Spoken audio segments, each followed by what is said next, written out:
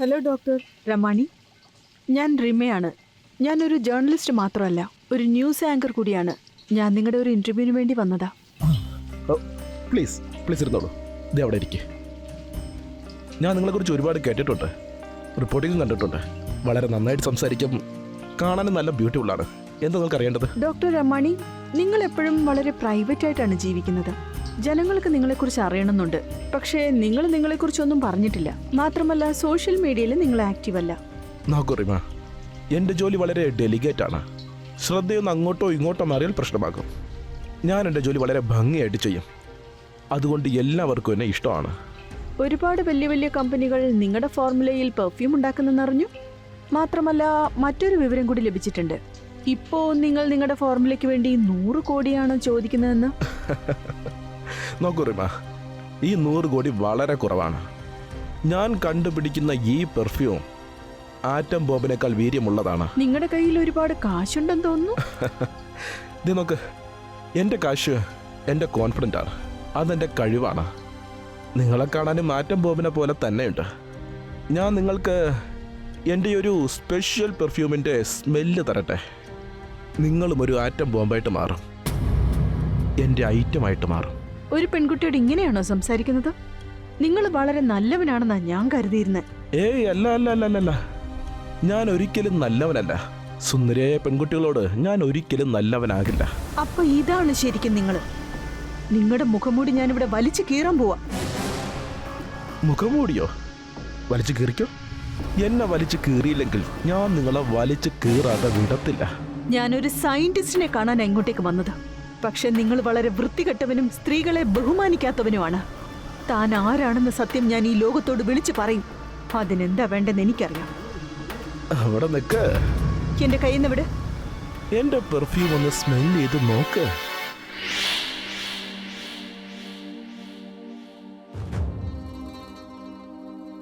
അങ്ങനെ നീ എന്റെ വഴിയിൽ വന്നു. ഓ രമണി, ഞാൻ നിങ്ങളെ ഒരുപാട് തെറ്റിദ്ധരിച്ചു. I am sorry. You are great. എന്നോടൊന്ന് പറഞ്ഞേ, I love you. I love you. Love you to.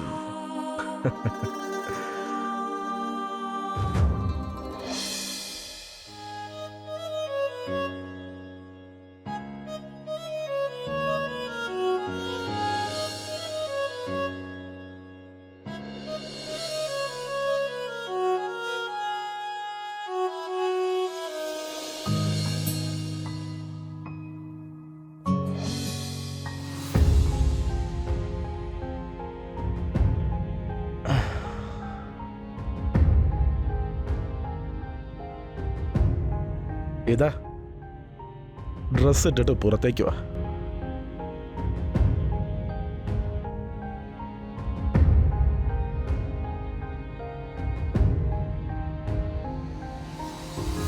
കണ്ണടച്ചതേ ഇവിടെ ഇരിക്കേ.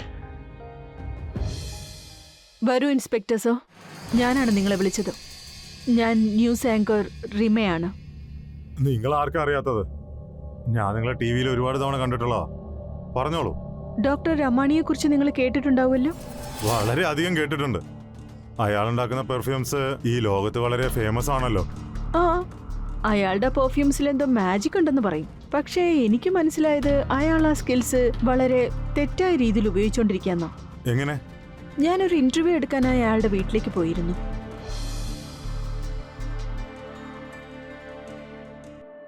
ഇപ്പൊ എന്ത് തോന്നുന്നു? എനിക്ക് ഭയങ്കരമായിട്ട് ഉറക്കം വരുന്നുണ്ടായിരുന്നു. പക്ഷേ ഞാനിവിടെ ഇന്റർവ്യൂ എടുക്കാൻ വന്നതല്ലേ. എന്നാൽ ഇന്റർവ്യൂ എടുത്തോളൂ. എനിക്കെന്തോ വിയേർഡായി ഫീൽ ചെയ്യുന്നു. ഞാൻ പോയിട്ട് പിന്നെ വരാം. ഓക്കെ.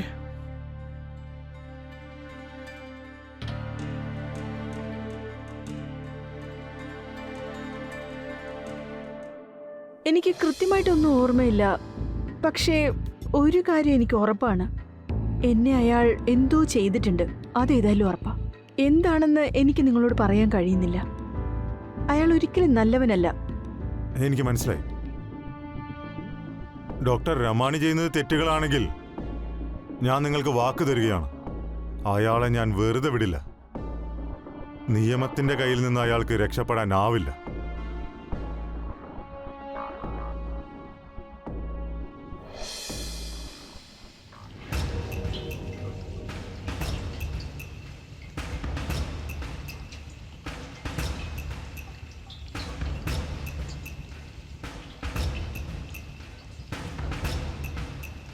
Hi hi രമാനി.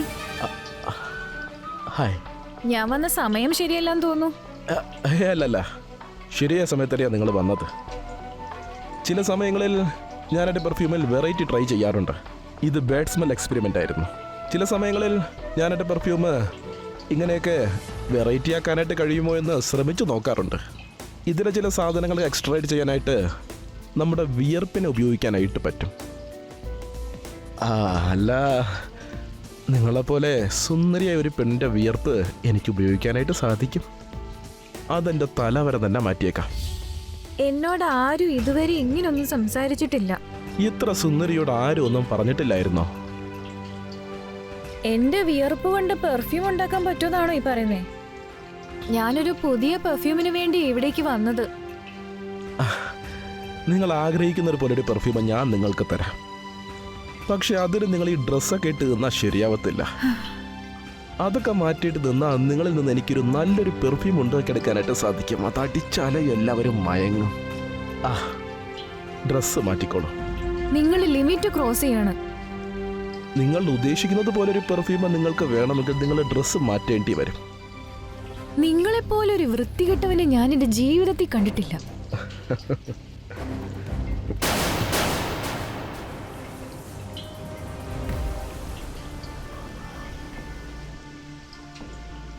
പറയൂ, ഇനി ഡ്രസ്സ് അഴിക്കാൻ പറ്റില്ലേ? നിങ്ങൾ പറയുന്നത് പോലെ ചെയ്യാം. ഗുഡ്.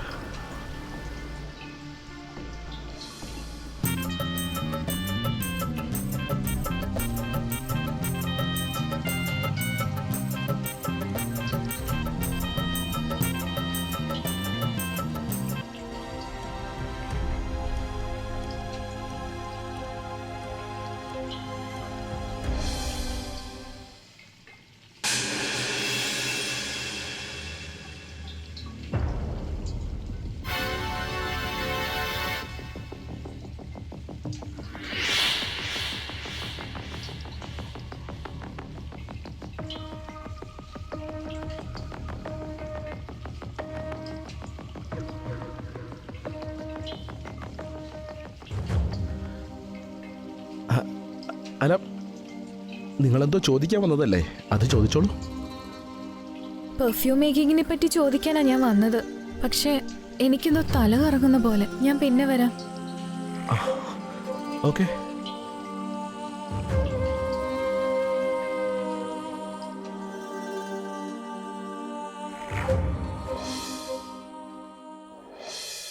മാഡം, റമാനിയുടെ വീട്ടില് എന്തോ ഒരു പന്തികേടുണ്ട്. അതെങ്ങനെയാ പറയേണ്ടത്? നോക്കൂ, നിങ്ങൾ ടെൻഷനാവണ്ട. ഡോക്ടർ രമാണി ചെയ്യുന്നത് തെറ്റാണെങ്കിൽ നമുക്ക് അയാളെ തീർച്ചയായിട്ടും പിടികൂടാം. നിങ്ങളിപ്പോൾ പറഞ്ഞില്ലേ ഒരു പെർഫ്യൂം സ്മെല്ല് ചെയ്തപ്പോൾ ബോധം പോയിന്ന്? അതെ, അങ്ങനെയുണ്ടായി. റമാനിയുടെ വീട്ടിൽ ഞാൻ മറ്റൊരു കാര്യം കൂടെ നോട്ടീസ് ചെയ്തു. പെർഫ്യൂമിന്റെ സ്മെല്ല് മാറുന്നതിന് വേണ്ടി മറ്റൊരു ബാഡ് സ്മെല്ല് അയാൾ ചെയ്യുന്നുണ്ടായിരുന്നു. അത് അയാളുടെ ബോഡിയിലെ തന്നെ വിയർപ്പ് കൊണ്ടാണ് ഉണ്ടാക്കിയത്. അതായത് ആന്റി വെനം പോലെ. അതെ, നിങ്ങളെ കൊണ്ട് ഞങ്ങൾക്ക് ഹെൽപ്പ് വേണ്ടി വരും. തയ്യാറായിക്കോളൂ. ശരി.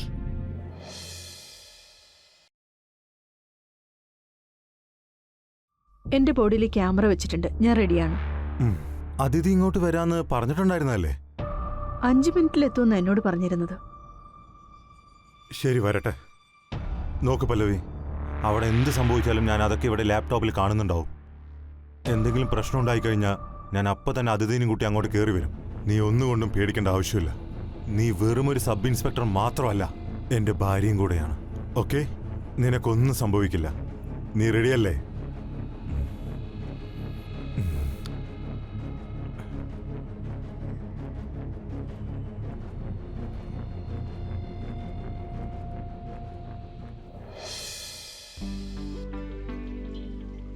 ഹലോ ഡോക്ടർ രമാണി, ഞാൻ പൂജ മിത്തൽ.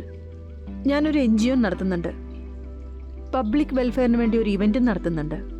ഞങ്ങളുടെ പ്രോഗ്രാമിന് നിങ്ങൾ ഞങ്ങളുടെ ചീഫ് ഗസ്റ്റായിട്ട് വരണമെന്നുണ്ട്.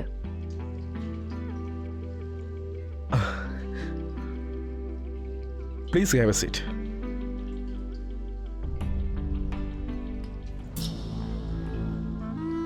ഇപ്പോൾ നിങ്ങളാണ് എൻ്റെ ഗസ്റ്റ്. പറഞ്ഞോളൂ.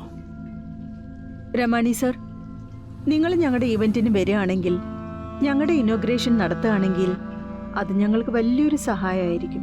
നിങ്ങളങ്ങനെ സ്വയം കുറച്ചൊന്നും കാണണ്ട. നിങ്ങളുടെ ഇനാഗ്രേഷൻ ഞാൻ ഇപ്പൊ തന്നെ അങ്ങ് ചെയ്താലോ? വാട്ട്? നിനക്കുള്ള കുഴി നീ തന്നെ കുഴിക്കാടാ. ഇനി ആ കുഴിയിൽ ആരാ വീണെന്ന് നമുക്ക് കാണാം. ഇന്ന് നിന്നെ കയ്യോടെ ഞാൻ പിടികൂടാൻ പോവാ. പറഞ്ഞത് മനസ്സിലായില്ലേ?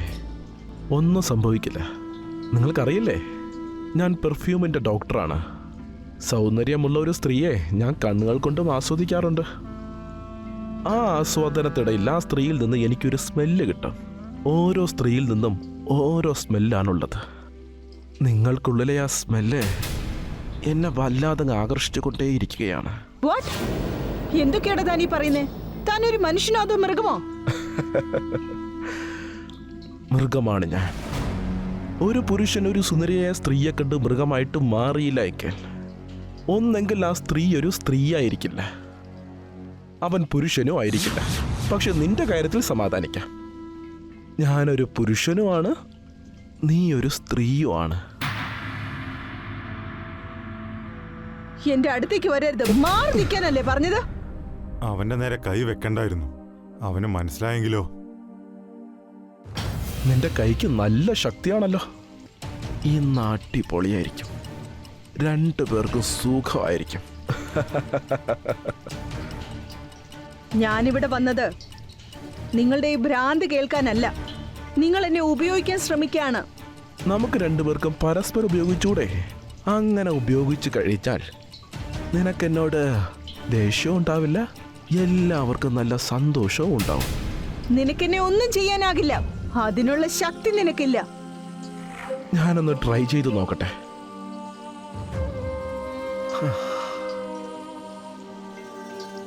ഈരയെക്കുറിച്ചറിയാതെ കെണി എങ്ങനെ ഒരുക്കാന്?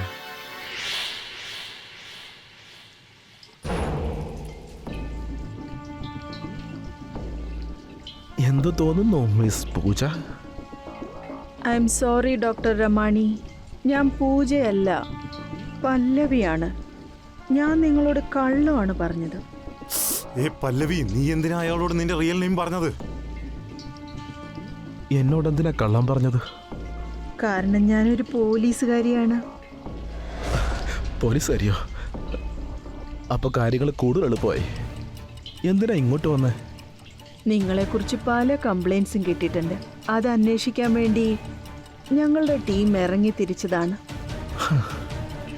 എല്ലാ സത്യങ്ങളും ഞാൻ നിങ്ങളോട് പറയാം. പക്ഷെ ഇപ്പോ നമുക്ക് രണ്ടുപേർക്കും കഥ പറഞ്ഞിരിക്കാനുള്ള സമയമില്ല.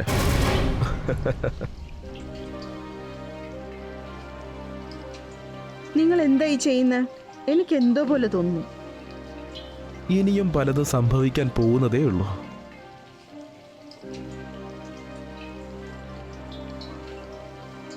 നിക്ക്, എന്റെ ഡ്രസ്സിലൊരു ക്യാമറ വെച്ചിട്ടുണ്ട്. ഇത് മാറ്റിയാലേ എന്തെങ്കിലും ചെയ്യാൻ കഴിയൂ. അയാൾ തീർച്ചയായും പല്ലവി എന്തോ ചെയ്തിട്ടുണ്ട്. അതിഥി എന്ന് എത്ര നേരമായിട്ട് എത്താത്തത്? ഇനി അതിഥിയെ നോക്കി നിൽക്കാൻ പറ്റില്ല. വേഗം ചെന്നേ പറ്റൂ.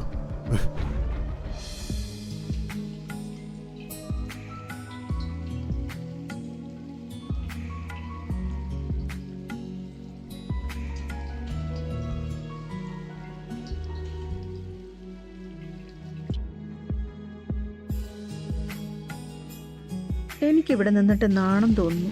അകത്തേക്ക് പോയാലോ? നിങ്ങൾ എങ്ങോട്ടേക്ക് വരാൻ പറഞ്ഞാലും ഞാൻ അവിടെ വരും. അവിടെ നിൽക്ക്. ബേബി, നീ അകത്തേക്ക് ചെല്ലേ, ഞാൻ വന്നോളാം. വേഗം വരണേ. അവള് നിന്റെ അല്ല, എന്റെ പല്ലവിയായിപ്പോ.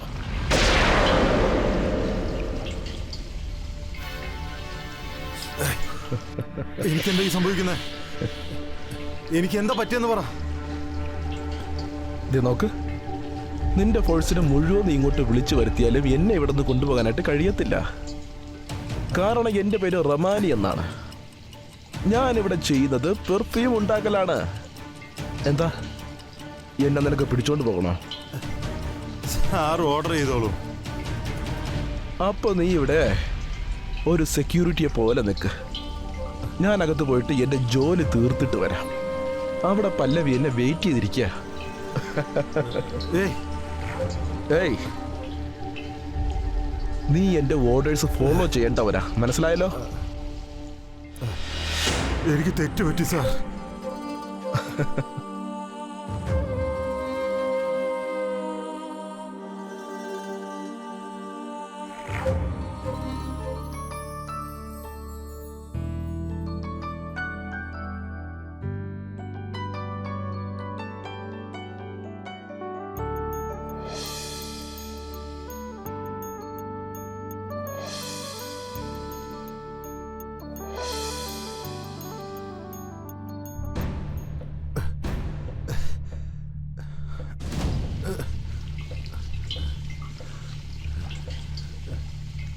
സർ എന്തു പറ്റി?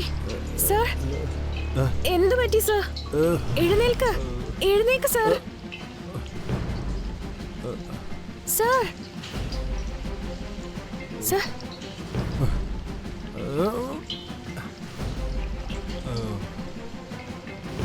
ശരിക്കും ശ്വാസം എടുക്ക്. ആ എഴുന്നേക്കൂ സർ.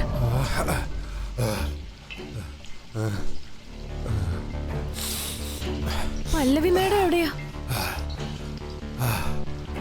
പല്ലവി, പല്ലവി അകത്തോ? പല്ലവി,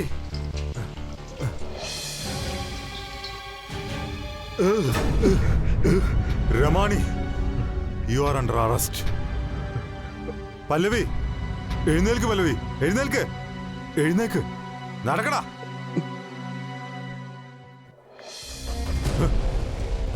അത് ശരി, നീയാണല്ലേ? ആ ബാറ്റ്സ്മാനെ കുറിച്ച് നിനക്ക് ഞാൻ പറഞ്ഞു തന്നോ? അത് ഞാൻ ചെയ്തൊരു വലിയ തെറ്റായിപ്പോയി.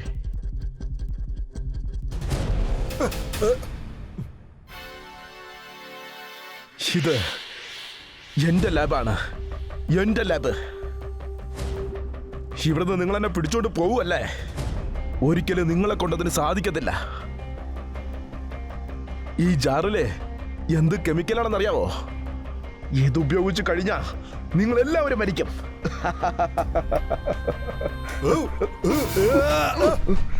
അയാളെ വെറുതെ വിടരുത്.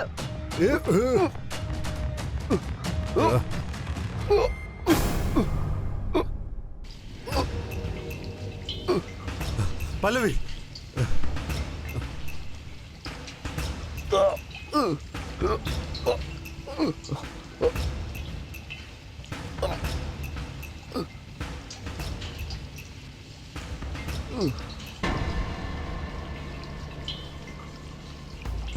താങ്ക് യു അതിഥി. നീ ഇപ്പൊ ഇവിടേക്ക് എത്തിയില്ലായിരുന്നെങ്കിൽ ഇവൻ എന്തൊക്കെ ചെയ്യുന്ന എനിക്ക് ആലോചിക്കാൻ പോലും കഴിയുന്നില്ല.